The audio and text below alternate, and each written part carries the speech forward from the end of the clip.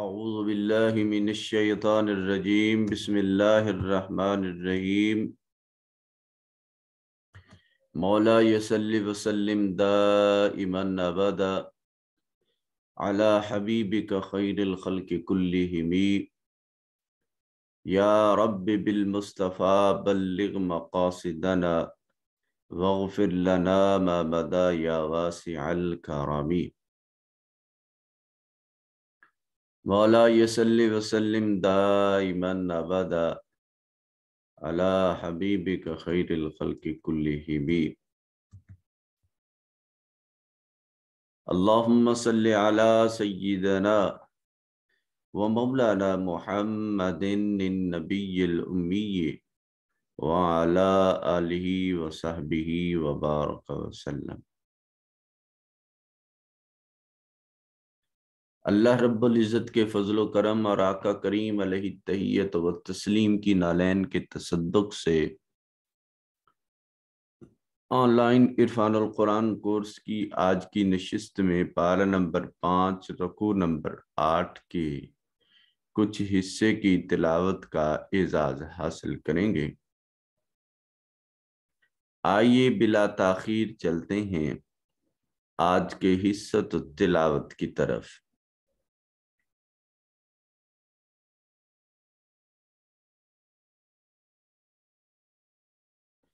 بسم اللہ الرحمن الرحیم۔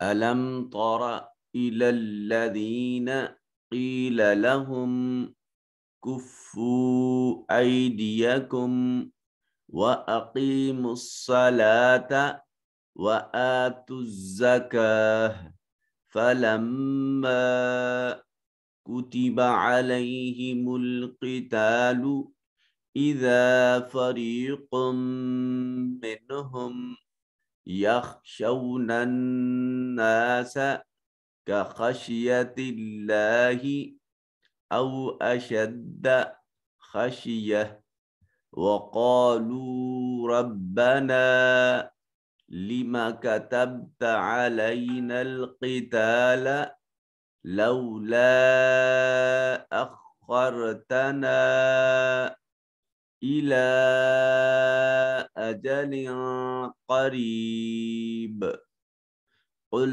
متاع الدنيا قليل والآخرة خير لمن اتقى ولا تظلمون فتيلا۔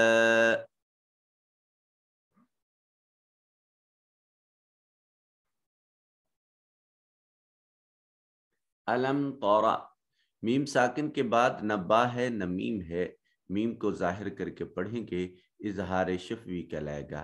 تارا، را کے اوپر زبر ہے، مفخم ادا کریں گے۔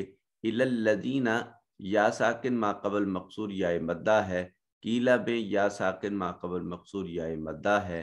لہم کفو، میم ساکن کے بعد نہ با ہے نہ میم ہے، میم اظہار شفوی، میم کو ظاہر کر کے پڑھیں گے۔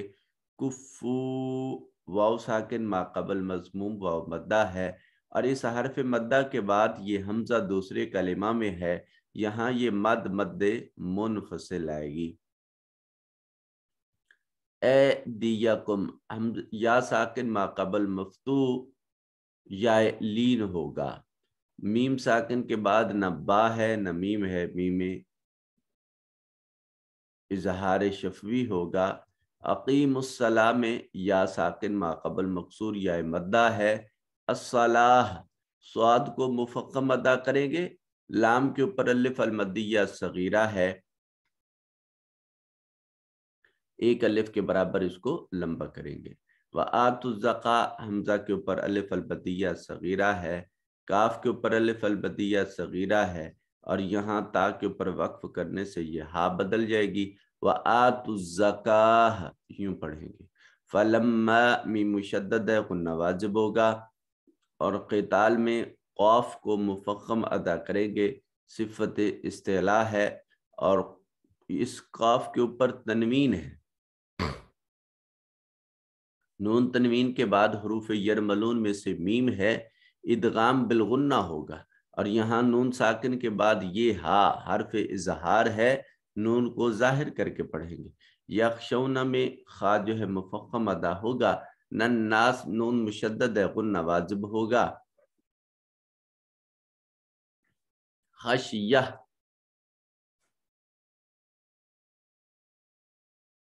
اگر وقف کریں گے تو خشیہ پڑھا جائے گا، وصل کریں گے تو ادغام ہوگا کیونکہ تا کے اوپر تنوین ہے، اور اس کے بعد واو جو ہے یہ حرف یرملون میں سے واو آ گیا، لہذا اس نون تنوین کو جب واو سے ملائیں گے تو ادغام ہوگا، اور ادغام بھی بالغنہ ہوگا۔ ملانے کی صورت میں اس کو پڑھیں گے خشیتاں،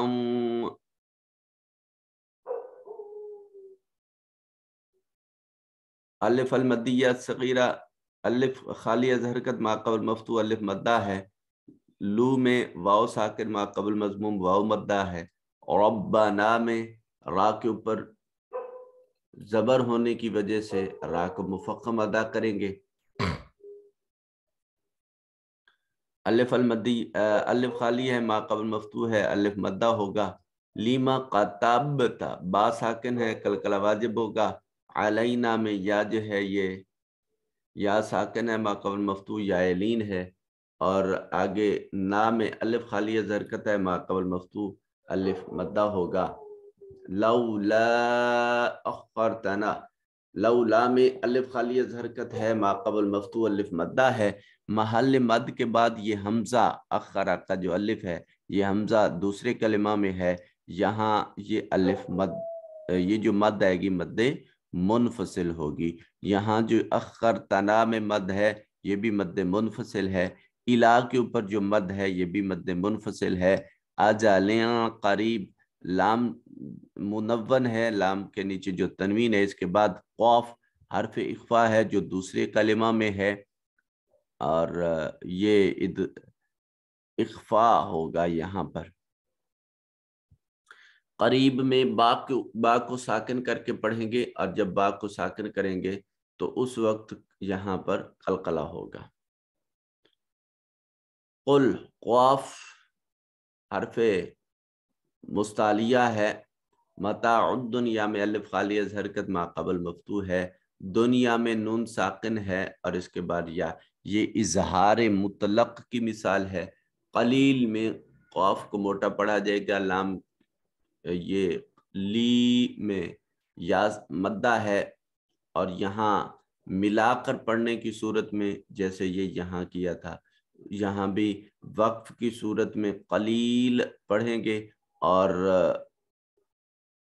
وصل کی صورت یعنی ملا کر پڑھنا ہو تو پھر اس کو ادغام کریں گے اور پڑھیں گے قلیلوں والآخرات۔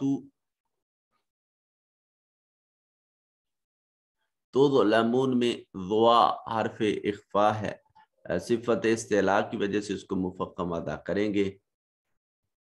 آئیے میں بقیہ آیت کی تلاوت کا اعزاز حاصل کرتا ہوں، آپ اس پہ قوانین خود اپلائی کریں گے۔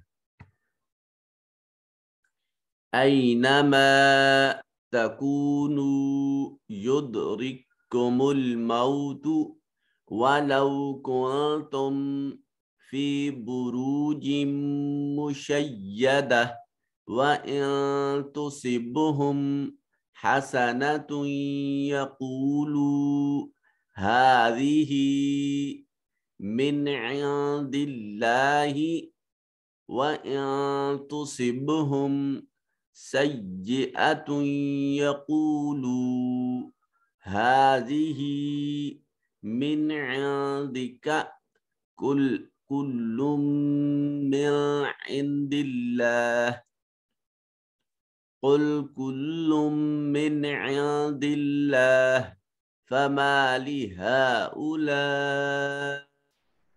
القوم لا يكادون يفقهون حديثا ما أصابك من حسنة فمن الله وما أصابك मिन सय्यिअतिन फमिन नफ्सिक वमा अरसलनाका लिन्नासि रसूला वकफा बिल्लाहि शहीदा मन युतिइर रसूल फ़क़द अताअ अल्लाह वमन तवल्ला फमा अरसलनाका अलैहिम हफीज़ा।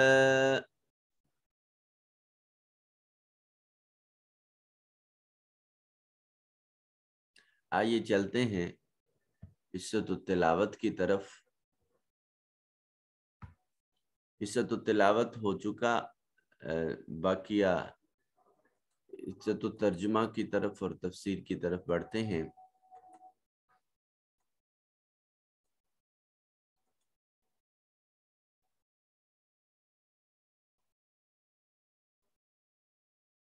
जी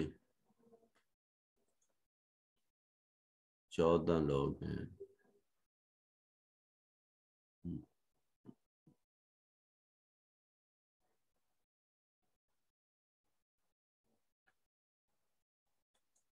चलें।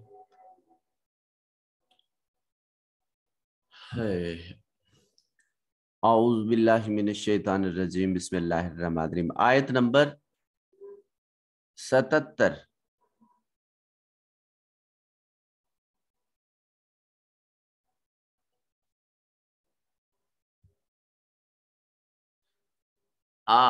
क्या लम तारा, क्या आपने नहीं देखा, इलल लजीना, उन लोगों की तरफ, कीला, जिन्होंने कहा, जिन्हें ये कहा गया, लहुम, उनके लिए, कि कुफ्फू, तुम रोक रखो, ऐदियकुम, अपने हाथों को, व अकीमुस्सलात, और तुम नमाज कायम करो, व आतुज़्ज़काह, और ज़कात अदा करो। क्या आपने उन लोगों का हाल नहीं देखा जिन्हें इब्तिदाअन कुछ अरसे के लिए ये कहा गया कि अपने हाथ किताल से दूर रखो, लड़ाई झगड़े से बच के रहो, नमाज कायम किए रहो और ज़कात देते रहो। वो इस बात पर तो बड़े खुश थे कि बस ठीक है, नमाजें पढ़नी है, ज़कातें देनी है और बात खत्म। फलम्मा कुतिबा अलैहिमुल किताल, फलम्मा, पस जिस वक्त, कुतिबा, फर्ज कर दिया गया, अलैहिम, उन पर, अल किताल, जिहाद, लड़ाई,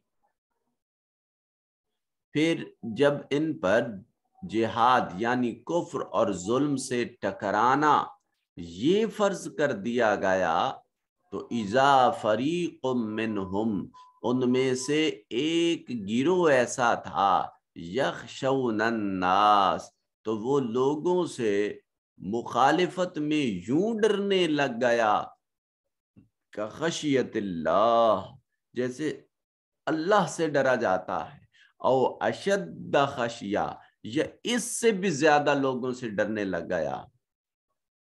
वकालू, और वो कहने लगे, रब्बना, ए हमारे परवरदिगार, लिमा कतबता, तूने क्यों फर्ज किया, अलैनल क़िताल, हम पर लड़ाई को, लौला अखरतना, हमें मजीद मोहलत दे दी जाती, इला अजलिन करीब, एक थोड़ी सी मुद्दत के लिए।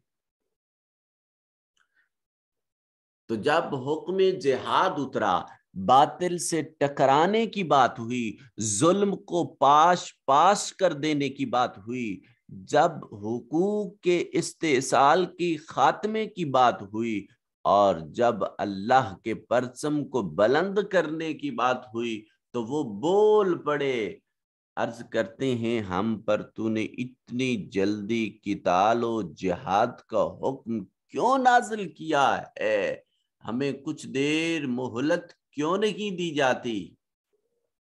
कुल, महबूब फरमा दीजिए, मताउद दुनिया कलील, یہ دنیا کا ساز و سامان بہت تھوڑا ہے، والآخرۃ خیر لمن اتقی، والآخرۃ اور عاقبت آخرت خیر بہتر ہے، لمن اتقی پرہیزگاروں کے لیے، پرہیزگاروں کے لیے آخرت اچھی نعمت ہے، ولا تظلمون فتیلا، اور وہ وہاں ایک دھاگے کے برابر بھی تمہاری حق تلفی نہیں کی جائے گی، تمہیں پورا پورا بدلہ دیا جائے گا۔ اینما تکونوا یدرککم الموت، اے موت کے ڈر سے، جہاد سے گریز کرنے والو، تم جہاں کہیں بھی ہوگے موت تمہیں آن گھیرے گی، وَلَوْ كُنْتُمْ اگرچہ تم ہوں فی بروج مشیدہ مضبوط قلعوں میں ہی ہو، وَإِن تُصِبْهُمْ اور اگر تمہیں پہنچے حسنہ کوئی بھلائی کوئی فائدہ تو کہتے ہیں یقولو ھذہ من عند اللہ، تو کہتے ہیں کہ یہ تو اللہ کی طرف سے ہے، اور اس میں رسول اللہ صلی اللہ علیہ وسلم کی برکت اور واسطے کا کوئی دخل نہیں ہے۔ وَإِن تُصِبْهُمْ اور اگر ان کو کچھ پہنچے سیئۃ یقولوا ھذہ من عندک کوئی برائی پہنچے، کوئی بے برکتی کوئی نقصان پہنچے تو کہتے ہیں کہ یہ تو نعوذ باللہ آپ کی طرف سے ہے، آپ کی وجہ سے ہے، تو قل محبوب آپ فرما دیجئے کل من عند اللہ، یہ سب کچھ اللہ کی طرف سے ہوتا ہے، فما لہؤلاء القوم بس اس قوم کا کیا حال ہوگا کہ لا یقودون یفقہون حدیثا، کہ جو کوئی بھی بات سمجھنے کے قریب تک نہیں آتے، ان کی کھوپڑیوں میں کچھ پڑتا ہی نہیں ہے، وہ ہر اچھی بات کو اللہ کی طرف منسوب کرتے ہیں، نقصان کی بات کو بارگاہ رسالت سے جوڑتے ہیں، اور یہ کہتے ہیں کہ جی دیکھیں ہم اللہ کو تو مانتے ہیں مگر مصائب و آلام تو ہمیں رسول کی طرف سے میسر آتے ہیں۔ اللہ نے کیٹیگوریکلی فرما دیا محبوب آپ کہہ دیجئے یہ نفع کا آنا، نقصان کا آنا، یہ خیر کا آنا اور یہ سیئے کا آنا، اچھی اور بری تقدیر، یہ سبھی اللہ کی طرف سے ہے، تمہیں بات کو سمجھنے کی کوشش کرنی چاہیے۔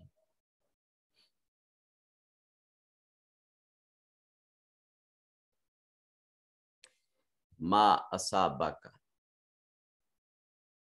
انسان اپنی تربیت یوں کر کے، یہ دیکھیے یہ حضور شیخ الاسلام پروفیسر ڈاکٹر محمد طاہر القادری مدظ اللہ العالی کے پورے تراجم قرآن میں ایک بڑی خاص بات اور اس ترجمہ کی ایک عظیم شان یہ دیکھیے کہ یہ بین الآیات، ربط بین الآیات پر مشتمل ہے ترجمہ، کہ ہر آیت کا اس کے سیاق میں بھی اور اس کے سباق میں بھی دونوں لحاظ سے اس کو مد نظر رکھا گیا ہے، کیونکہ حقیقت میں بات وہی سمجھ میں آتی ہے جس بات کا پہلے کا اور بعد کا دونوں کا تعلق اس اصل بات کے ساتھ جڑا ہوا ہو،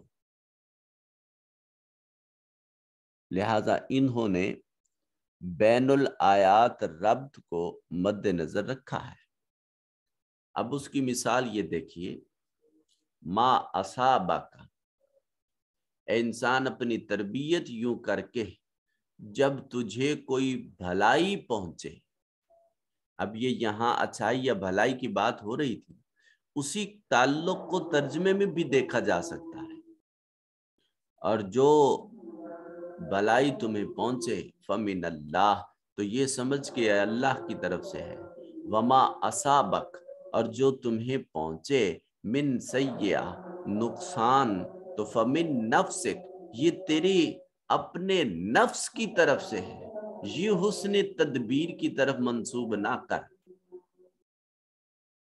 اور جب تجھے کوئی برائی پہنچے تو سمجھ کہ وہ تیری اپنی طرف سے، یعنی تیری اپنی خرابی نفس کی طرف اس کو منسوب کر، اس کو اپنے گناہوں کا جنجال سمجھ، اسے اپنے اعمال کی شامت تسلیم کر۔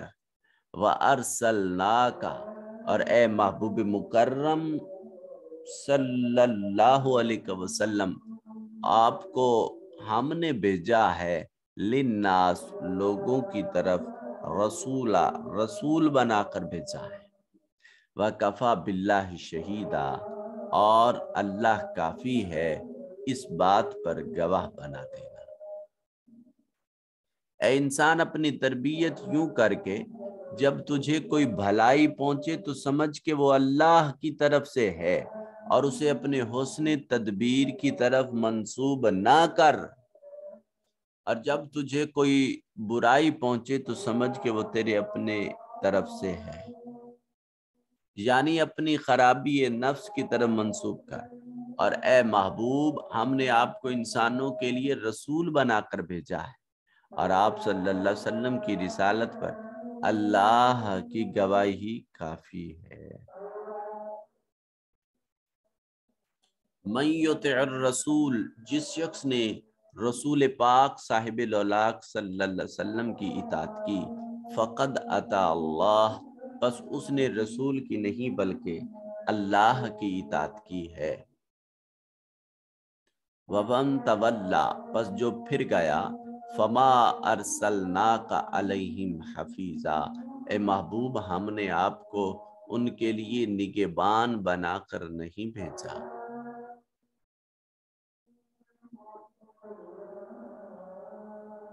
تو رسول پاک صاحب الاولاق صلی اللہ علیہ وسلم سے تعلق کا جوڑنا خدا سے تعلق جوڑنا ہے۔ حضور کی اطاعت اللہ کی اطاعت ہے، حضور کو دکھ دینا اللہ کو دکھ دینا ہے، حضور کی بات کو مان لینا حقیقت میں اللہ کی بات کو مان لینا ہے۔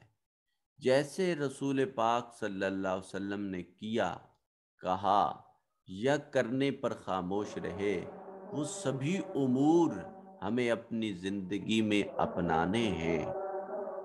جب تک ہمارا تعلق رسول سے نہیں جڑتا اس وقت تک ہدایت کے راستے پر گامزنی ممکن و میسر نہیں ہوتی۔ اس لیے اقبال نے کہا تھا کہ محمد سے وفا تو نے تو ہم تیرے ہیں، یہ جہاں چیز ہے کیا لہو قلم تیرے ہیں۔ تو جب رسول سے تعلق جڑ جائے پھر اس لمحے انسان کو وہ میسر آتا ہے جو شاید اس نے کبھی خواب میں بھی نہیں دیکھا۔ کرنی ہے جہاں گیری محمد کی غلامی کر، عرب کا تاج سر پر رکھ خدا وندے عجم ہو جا۔ اور جو نبی کا نہیں وہ کہیں کا نہیں، جو نبی کا ہوا وہ خدا کا ہوا۔ سو تاجدار کائنات صلی اللہ علیہ وسلم کی اطاعت انسانیت کی معراج ہے۔ بلندی کا خواب تب تک شرمندہ تعبیر نہیں ہو سکتا جب تک کہ رسالت مآب صلی اللہ علیہ وآلہ وسلم سے اپنا تعلق مضبوط و استوار نہیں کیا جا سکتا۔ اسی سورہ النساء میں ہم یہ ایک دو سبق پہلے آیت پڑھ چکے ہیں کہ بعثت انبیاء کرام علیہ السلام کا مقصد بھی ان کی اطاعت کرنا ہے۔ ہم میں سے کوئی شخص خدا کو تو جانتا ہی نہیں ہے، خدا کا راستہ تو ہمیں صرف پیغمبران خدا نے بتایا۔ تو جب انہوں نے بتایا ہے تو پھر ہمیں ان پیغمبران خدا کو، ان کی اتباع کو اپنا اوڑھنا بچھونا تو بنانا ہے۔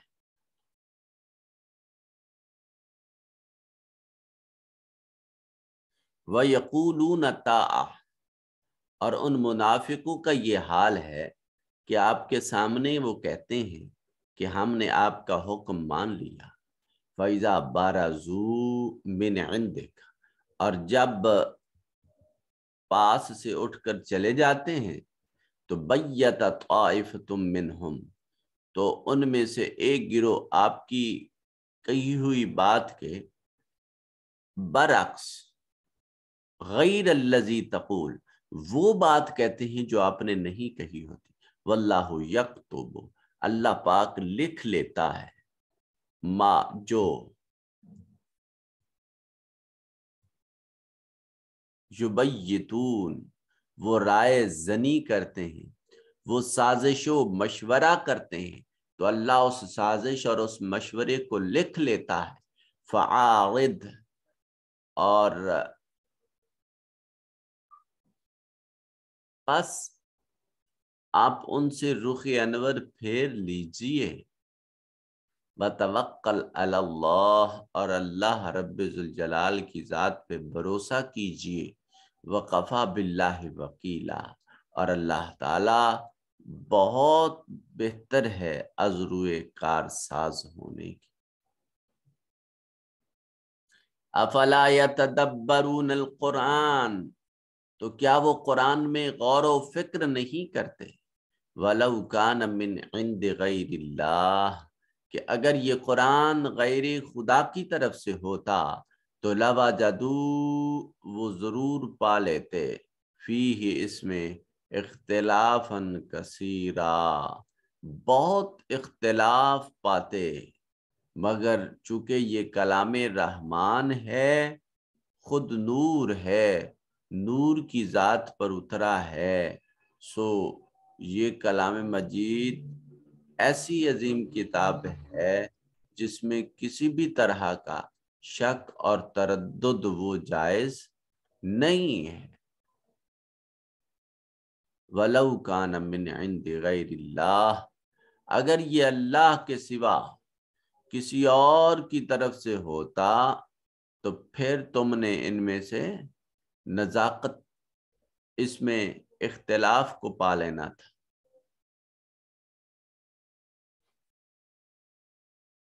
سو قرآن مجید میں اختلاف کا نہ ہونا اس کی سچائی کی دلیل ہے، اس کی لاریب ہونے کی دلیل ہے، اس کے بے عیب ہونے کی دلیل ہے۔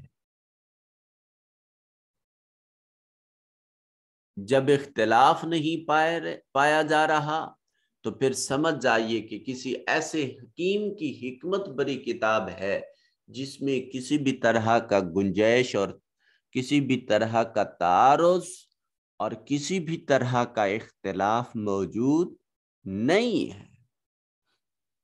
جب قرآن مجید میں اس کے احکام میں اختلاف نہیں تو ایک بات واضح طور پر سمجھ آ گئی کہ آج دنیا میں اگر اتفاق چاہتے ہو، دنیا میں انضباط چاہتے ہو، معاشرے میں طبقاتی تقسیم کو مٹانا چاہتے ہو، تو پھر قرآن کے دامن کو مضبوطی سے تھامنا ہوگا۔ اس کے بغیر انسانیت کے اتفاق اور اتحاد کا خواب شرمندہ تعبیر نہیں ہو سکتا۔ لہذا اتفاق کے لیے، اتحاد کے لیے، اختلافات کو بھلانے کے لیے قرآن مجید فرقان حمید پر عمل کرنا ہوگا اور اس سے اپنا تعلق جوڑنا ہوگا۔ جب تک قرآن سے تعلق نہیں جڑے گا تب تک امت کی اس شرازہ بندی کو ہم منجمد نہیں کر سکیں گے، متحد نہیں کر سکیں گے، اور یہ امت جو آج مختلف فرقوں میں بٹ گئی، یہ اتحاد بین المسلمین نہ ہوگا تو پھر مصطفی انقلاب کا سویرا دیکھنا میسر نہیں آئے گا۔ لہذا اتحاد بین المسلمین یہ ایک لازمی امر ہے۔ جب تک یہ نہ ہوگا تب تک منزل جو ہے اس کو پانا بہت مشکل ہے۔ ہم نے آیت نمبر 82 تک آج پڑھا ہے، سورہ النساء آیت نمبر 82 تک۔ بقیہ حصہ انشاءاللہ کل تلاوت کرنے کا اعزاز حاصل کریں گے۔ آپ تمام احباب خوش رہیں، آباد رہیں، شاد رہیں، اور زندگی رہی تو انشاءاللہ کل اس رکوع کو مکمل کریں گے۔